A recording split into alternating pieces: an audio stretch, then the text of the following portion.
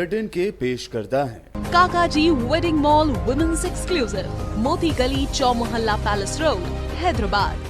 अस्सलाम वालेकुम, आदाब। मैं हूं खलील फरहाद और आप देख रहे हैं BBN न्यूज़। आइए अहम तरीन खबरों की शुरुआत करते हैं हेडलाइंस से।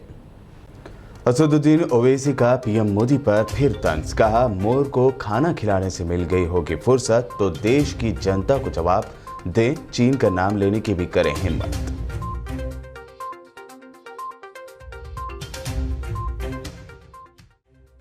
MIM MLA जाफर हुसैन मेराज ने असेंबली में उठाया बेवाओं और बुजुर्गों को पेंशन का मामला। कहा, 2 साल से पेंडिंग एप्लीकेशंस पर जल्द हो कार्रवाई।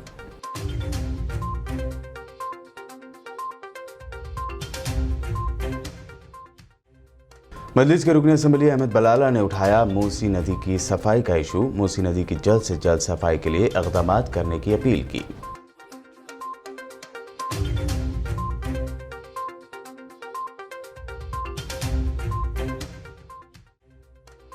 नए सेक्रेटरीट की तामीर के खिलाफ रेवंत रेड्डी की एक और कोशिश। दौरे निज़ाम के कागजात लेकर पहुंचे NGT ऑफिस। KCR पर लगाए संगीन इल्जाम।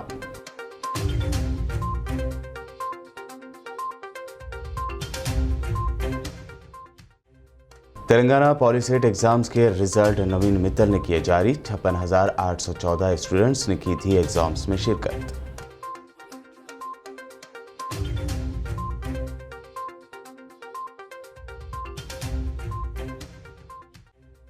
तेलंगाना असेंबली से कुछ ही दूरी पर एक शख्स ने खुद को लगा ली आग। CM KCR से इंसाफ की अपील की। इलाके में थोड़ी देर के लिए फैल गई थी सनसनी।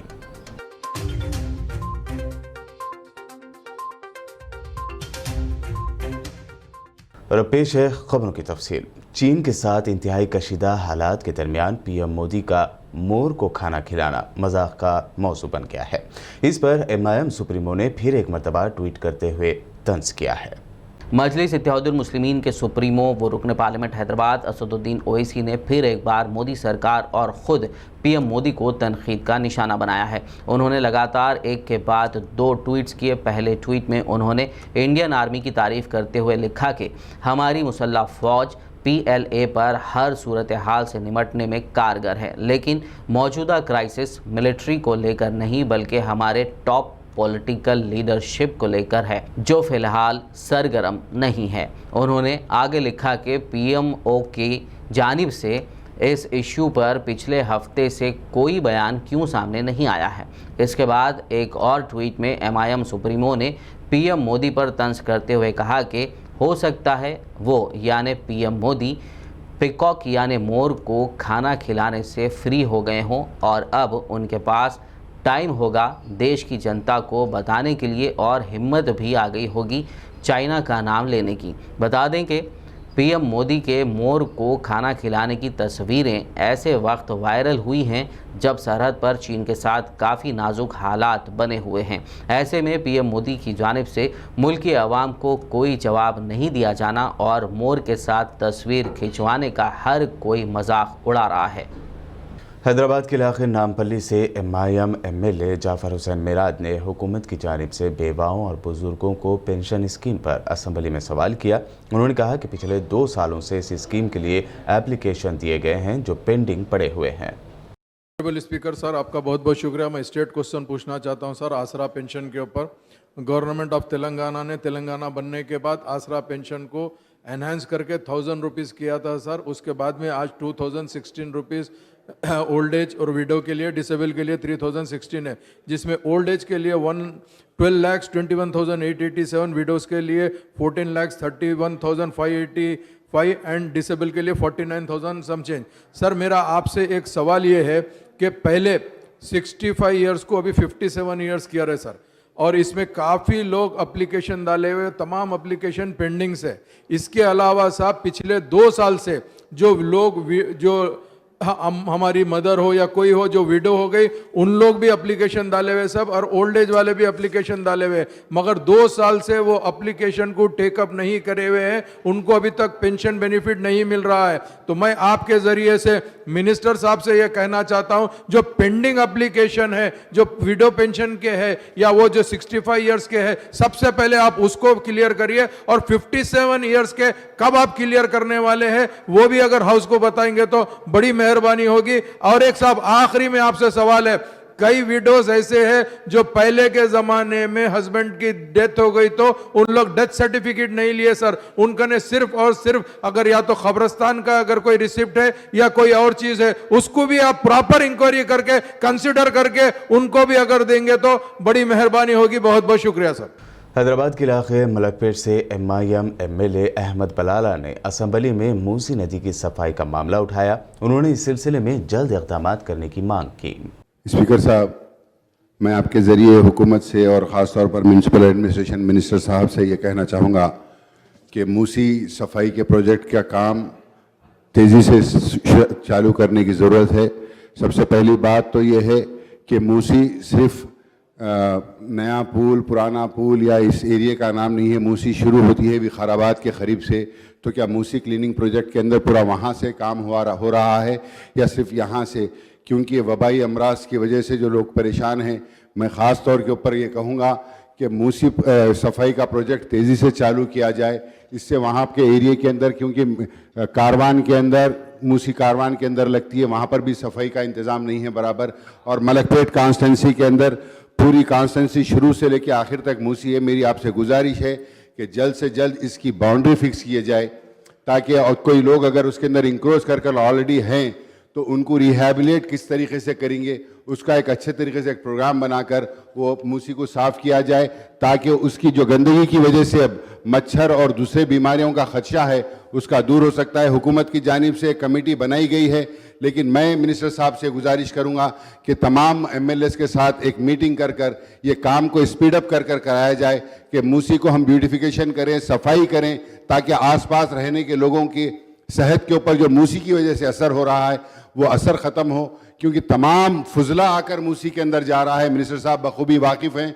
मैं ये कहूँगा आप प्लांट्स लगाइए, STP प्लांट्स जगह जगह लगाकर मूसी को पूरा क्लीनिंग का काम जो भी है जितना स्पीड अप होते कराइए। आज वक्त की ज़रूरत है। ये हर दर्दमंदाना आपसे अपील कर रहा हूँ कि आज मूसी की तरफ से पूरा ये एरिया तबाह हो रहा है, इसकी क्लीनिंग करिए, इसकी बाउंड्री फिक्स करिए, और इंक्रोचमेंट्स जो है वो इंक्रोचमेंट्स के अंदर जो लोग, गरीब लोग जो रह रहे हैं, उनको मुतबादिल जगह फराहम कीजिए, कर उसका काम थोड़ा स्पीड अप कराइए। आपकी मेहरबानी होगी। मिनिस्टर स्पीकर सर, जनाब अहमद बलाला साहब ने जो मुद्दा उठाया म्यूसी ब्यूटिफिकेशन और क्लीनिंग की, इस पे हुकूमत ऑलरेडी गौर कर रही है, ज़रूर नोट किया जाएगा और जल्द से जल्द काम शुरू करेंगे सर। नए सेक्रेटरीट की तामीर के खिलाफ मुसलसल अपनी कोशिश करने वाले तेलंगाना कांग्रेस के वर्किंग प्रेसिडेंट रेवंत रेड्डी ने आज उसी मामले में नेशनल ग्रीन ट्रिब्यूनल यानी NGT के ऑफिस पहुंचकर कई डॉक्यूमेंट NGT ओहदेदारों के हवाले किए। बातज़ा मीडिया से बात करते हुए रेवंत रेड्डी ने जहां इस पूरे मामले की तफसील बताई, वहीं उन्होंने KCR पर कई तरह के संगीन इल्ज़ामात भी लगाए। प्रदेश सरकार ने तेलंगाना सचिवालय जो तोड़ दे के सचिवालय के साथ साथ में मंदिर और मस्जिद को भी पूरा तोड़ दे के शहीद कर दे के जो नया मंजिल KCR के हिसाब से जो बनाने के लिए कोशिश करे, उनके बारे में मैं नेशनल ग्रीन ट्रिब्यूनल में पिटीशन फाइल किया था।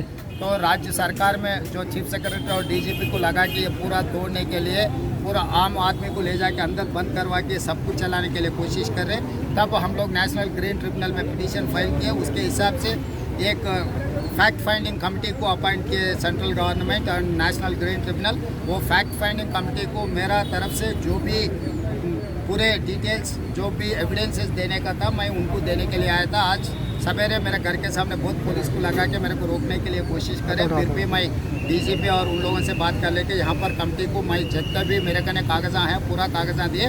उसमें से जो डॉक्यूमेंट है निज़ाम सरकार के टाइम पे जो ब्रिटिश वाले को सिकंदराबाद कोलारम कंटोनमेंट जगह दिए, वो ब्रिटिश लोग इसका हैदराबाद के शहर के पूरे मैप बनाए। उसमें हुसैन सागर लेक और उसके गांव खैरताबाद गांव के सबके डिटेल्स उसमें है। वो हिसाब से कुछ कम 2000 एकड़ है हुसैन सागर।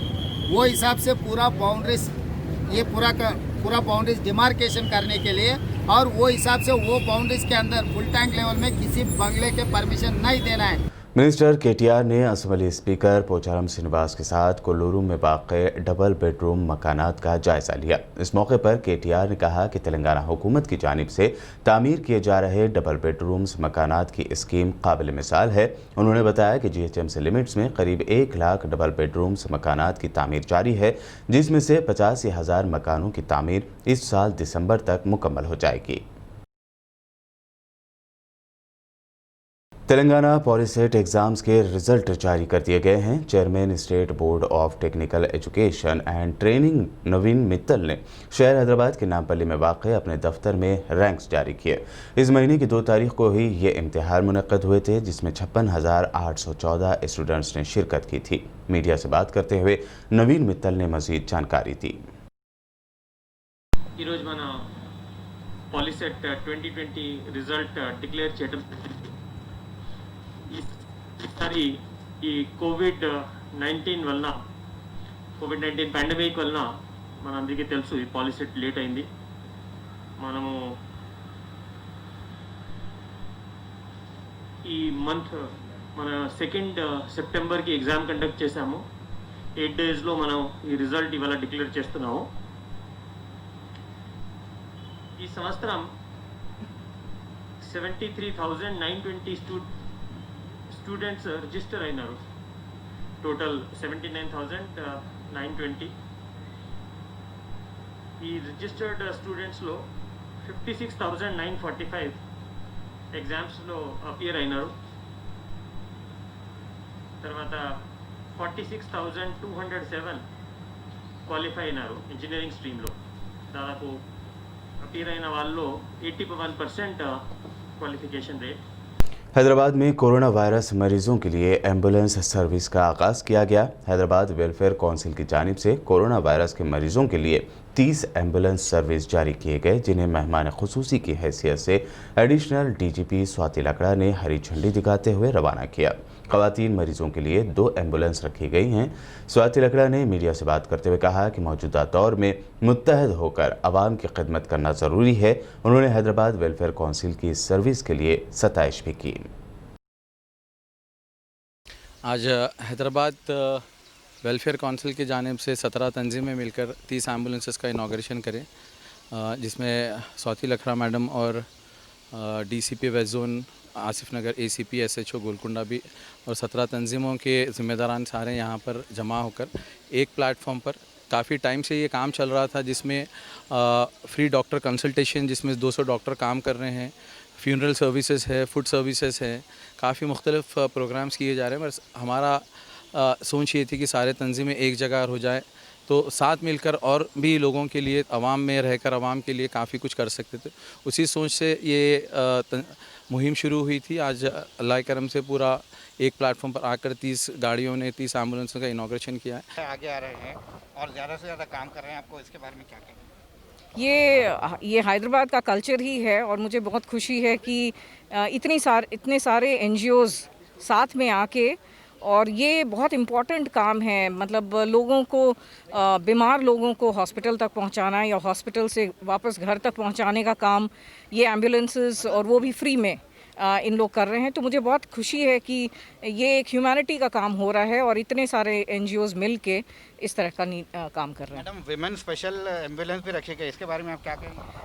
वो भी मुझे बहुत खुशी है कि विमेन स्पेशल एम्बुलेंसेस भी हैं जो नीडी महिलाओं के लिए दी गई हैं, और उसके अलावा ये जो ड्राइवर्स भी हैं ये भी महिला ड्राइवर्स रहेंगी और उनको भी ट्रेनिंग दी गई है, तो उनको भी एक तरह से एम्प्लॉयमेंट मिल जा रहा है।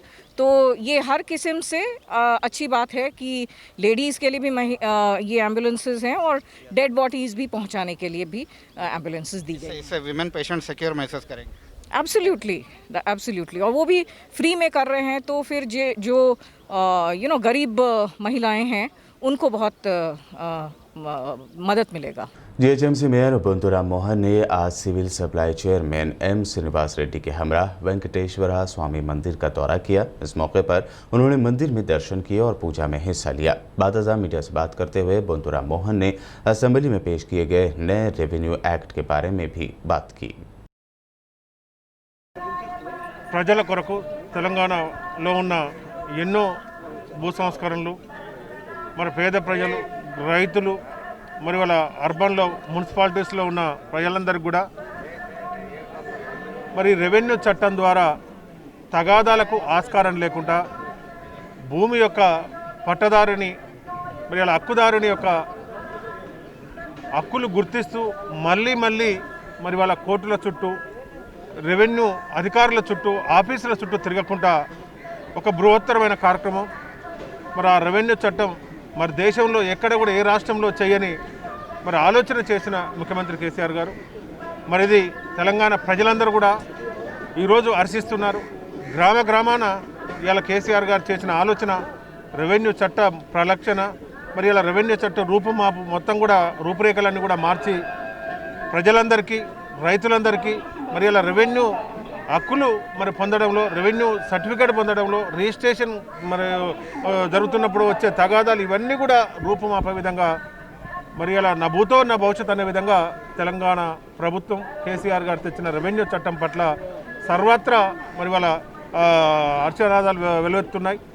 रियासती हुकूमत की जानिब से असेंबली में रेवेन्यू सिस्टम की तब्दीली के लिए नए बिल की मंजूरी पर जहीराबाद के टीआरएस कायदीन ने मसरत का इजहार करते हुए बस स्टैंड के रूबरू केसीआर की तस्वीर को दूर से नहलाया और आतिशबाजी करते हुए अपनी खुशी जाहिर की।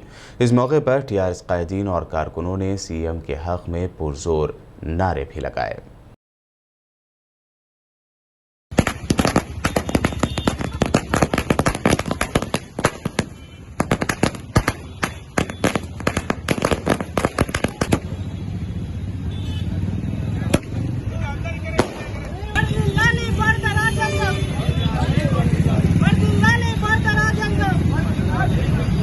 बुलेटिन में फिलहाल वक्त हुआ है एक शॉर्ट ब्रेक का। ब्रेक के बाद जल्द ही हाजिर होंगे।